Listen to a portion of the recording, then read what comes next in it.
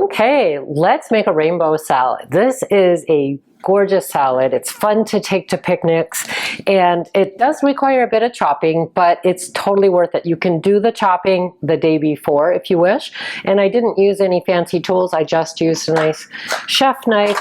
And what we're featuring here is the good old red cabbage. And the red cabbage is so especially nice because of the phytonutrients that are in it, which is visible with the purple color. And then we're also going to be, so I'm going to put some of this, I'm going to layer this just so you can see how pretty it is, and then we'll mix it all up at the end. So I've got my red cabbage chopped up, and now I'm going to add a little bit of green cabbage, and I'm using a Napa cabbage, which is also known as a celery cabbage, because it's kind of light and airy and very mild in flavor. So I'm going to put that on top of the red cabbage. So we're making a little layer there. And now let's add some color. So I've got red pepper. These are sweet peppers. I'm going to throw them on top. And let's put on some onion.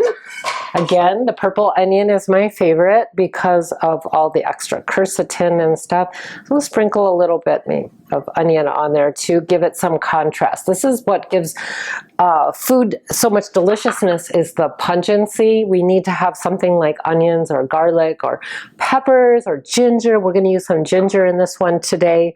And normally this one had jicama in it. And believe it or not, the store did not have jicama. It's not an easy vegetable to find, but I had some of this white daikon radish, which is a mild radish, and it also is going to be giving it the crunch.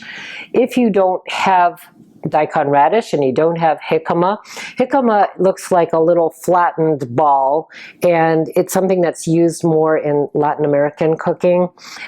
It's eaten crunchy. It's a very kind of like a water chestnut. It tastes almost like a cross between a potato and an apple. So it's slightly sweet, mostly crunchy, and it's totally optional. What I would use if I didn't have either of these is maybe cut up some carrot and put something else crunchy in there that's colorful. So this is totally up to you, and I wanted to remind you that this white radish is this long, thin radish that you can slice, very mild in flavor compared to our typical red radish. This is what we were using for making kimchi last time. And so besides that, we're going to, I think that is mostly it, except we've got to put our fruit in. And this is what also provides contrast. You've got salty, you've got tangy from the lime juice, and you're going to have sweetness from this mango. And if you don't have a mango, or mangoes aren't in season, say you're doing it later in the season, you can substitute it. Nectarine works really well, or a peach. Pineapple works super well too. So you can make this in the winter time when pineapples are also in season. And but something fresh and fruity is nice. So I'm going to show you kind of how to cut a mango, because some people are afraid of mangoes, and personally, when I did it before, I used to peel them and then they would slip out of my hands, and I would have, juice running down my elbow and the fruit was on the floor. So it wasn't a pretty picture. And the easiest way to do this is to wash your mango and take it so that the stone is sort of facing you. So you've got the narrow end, and you're going to take your knife and gently run it along the stone. There's a pit in here that you'll see, and you go on both sides of it, and you can feel that pit as you're coming in, and you just run it as close as you can to it without actually shaving it. So the pit is actually in here. It's a long, kind of thin thing. And now you've got these two halves. You haven't peeled it. And now the fun begins, because to make a mango salsa, or just to make it pretty for little cubes, you want to make like little kind of like tic-tac-toe in here with your knife, going all the way to the skin but not perforating it. And then you can take it like a hedgehog and kind of move it this direction, and it makes kind of a fun little display. This makes it easy to cut off the cubes, and it also could be something that could be a centerpiece for a fruit arrangement where you're having the mango kind of sitting there in all its little spiky glory. So now I'm going to just kind of take the fruit and slice it off. That don't cut yourself when you're doing this, but you're going to try to maximize the amount of fruit that you get, and you're minimizing the drip all over your elbows and fingers. So, and this is one of my favorite fruits. To me, a mango tastes like a cross between a peach and some exotic tropical fruit. I'm not sure which, but it is a lovely fruit, and when it's in season, do get them.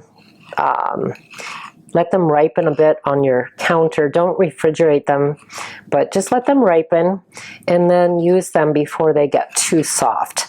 They are a bit fibrous, which again is a benefit because we're always trying to feed the microbiome. Those healthy bacteria love fiber, and the more fiber and plant fiber that we can get into our systems, the healthier our microbiome will be, which in turn keeps us healthy. So we know that this is a good way to reduce inflammation. And because it's sweet, this is not a hard thing to try. If you're not familiar with mangoes, it's something that's easy to be adventurous with. So I'm just going to make sure I got these cubes cut up properly. Okay, cool.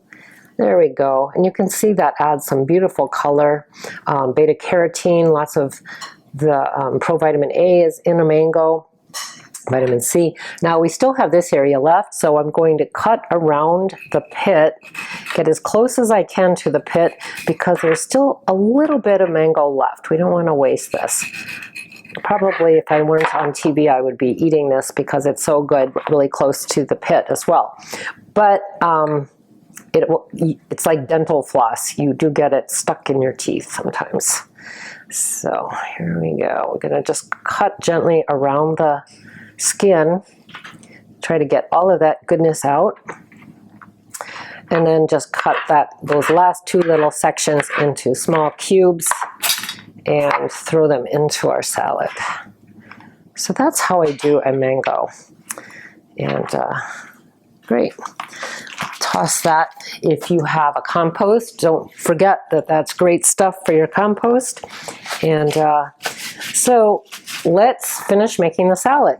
Now, this one features, it features cilantro. And if you are not a cilantro fan, I'm just going to pre-chop it just a little bit.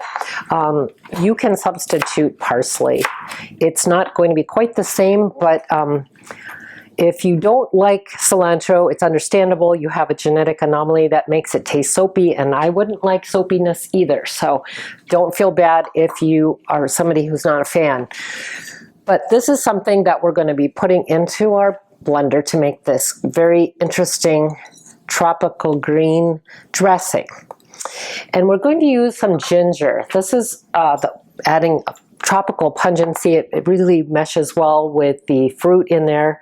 And if you remember, you can take your ginger root and you can use a spoon to peel it. This way you're not cutting yourself. It comes off super easily.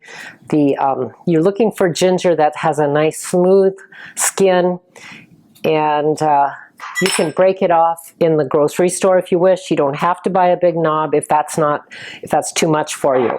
And I'm just going to do a very rough chop with it because we're going to blend it. But I'm going to just give it a little chop. It should smell kind of lemony and pungent, and some very anti-inflammatory for people that have some nausea. This can be very helpful. And also to reduce cold symptoms. So use your ginger. If you buy more than you need and you don't want to peel more than you're going to be using, put it into a little bag and keep it in the fridge for about a week or so. If you want to store it longer, you can freeze it, and then you can take a grater and use it that way. Now I'm going to put in some lime juice. So as I said, this has definitely got a tropical feel to the salad. And I'm going to use the juice from one lime. Because I got juicy limes, you're basically looking for 1/4 cup. So I can see I got a couple of tablespoons coming out of there, and I'm going to use another one.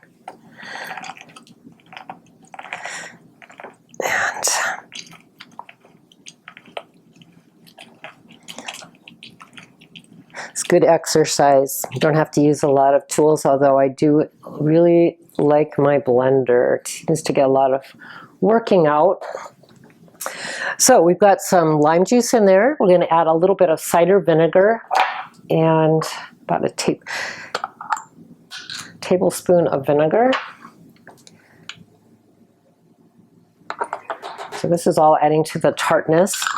If you don't have cider vinegar, you can substitute any other kind of vinegar, will work. We're going to put a little honey in there. So this is also going to add some of that sweet contrast. Not a lot, but about a tablespoon or two. 1, 2, okay. And some salt, pepper,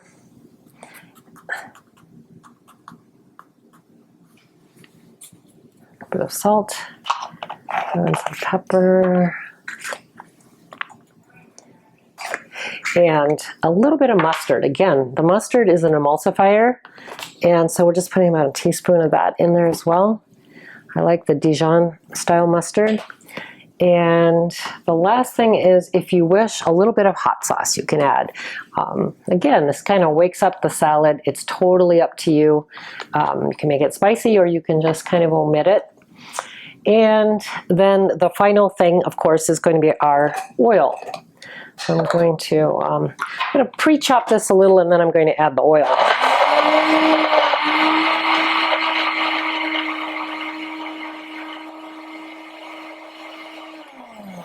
Now let's add some oil. Actually, I could do this while it's going.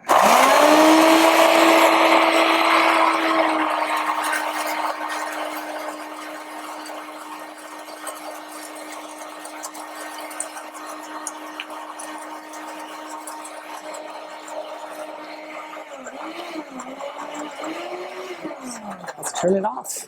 Okay, so again, we've got a green dressing. It's a little thinner than the last one that we made, but it is wonderful. This actually stays in your refrigerator for a week or two. It doesn't deteriorate because of the acidity, keeps those herbs fresh. And I'm just going to pour that on our salad because now we're ready to serve it.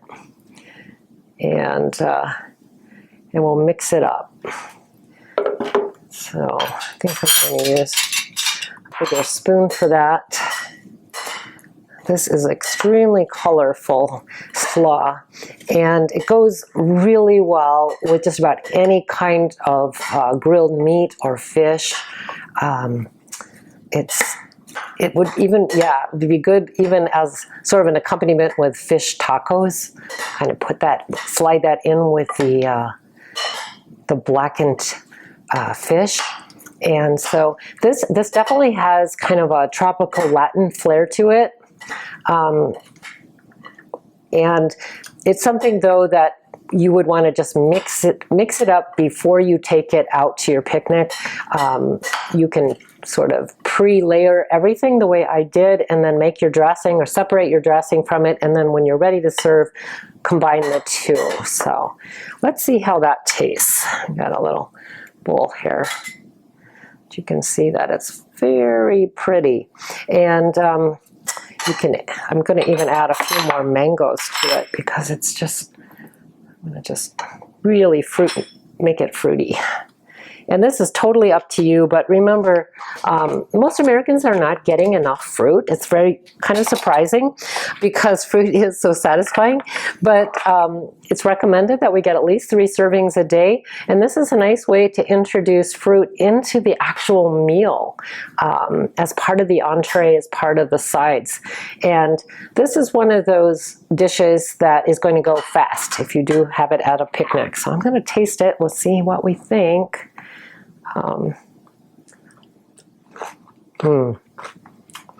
That little bit of ginger really, really stands out with the cilantro and the crunchy vegetables. Very much a winner. Hope you will mix this at home as well.